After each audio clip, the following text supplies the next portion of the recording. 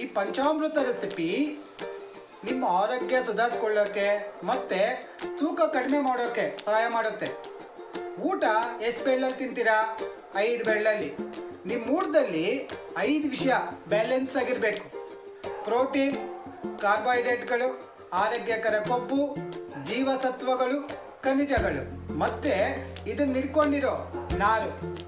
ಇದೆಲ್ಲ ಇದ್ರೆ ಮಾತ್ರ ಊಟ ಬಲ್ಲವನಿಗೆ ರೋಗವಿಲ್ಲ. ಮತ್ತೆ ಇದೆಲ್ಲ ಇದ್ರೂ ಕೂಡ ಬೇಕಾಗಿರುವ ಬ್ಯಾಲೆನ್ಸ್ ಇಲ್ಲದೆ ಇದ್ರೆ ರೋಗವಿದೆ. ಊಟದಲ್ಲಿ ಬ್ಯಾಲೆನ್ಸ್ ಇದ್ರೂ ಅತಿಯಾಗಿ ತಿಂದ್ರೆ ರೋಗವಿದೆ.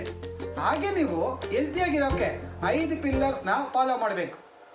ಊಟ ಚೆನ್ನಾಗಿ ಮಾಡೋದಲ್ಲದೆ ಆಕ್ಟಿವ್ ಆಗಿರಬೇಕು, ನೀರು ಕರೆಕ್ಟಾಗಿ ಕುಡಿಬೇಕು, ಮನಸ್ಸು ಚೆನ್ನಾಗಿಟ್ಕೊಳ್ಬೇಕು, ವಿಶ್ರಾಮ ಚೆನ್ನಾಗಿ ಮಾಡಬೇಕು. ಹೆಲ್ತ್ ಮತ್ತೆ ಹೆಲ್ತಿ ಡಯಟ್ ಮದುವೆ ಥರ. ಚೀಟ್ ಮಾಡಿದ್ರೆ ಹೆಲ್ತ್ ಜೊತೆ ಡೈವರ್ಸ್ ಆಗುತ್ತೆ. ನಿಮ್ಮ ಡಯಟ್ ಮತ್ತು ಲೈಫ್ ಸ್ಟೈಲ್ನ ಬ್ಯಾಲೆನ್ಸ್ ಮಾಡಿಕೊಂಡು ತೂಕ ಕಮ್ಮಿ ಮಾಡಬೇಕಾದ್ರೆ ಬ್ಯಾಲೆನ್ಸ್ ಅಂತ DM ಮಾಡಿ ಶೇರ್ ಮಾಡೋಕ್ಕೆ ಮರಿಬೇಡಿ.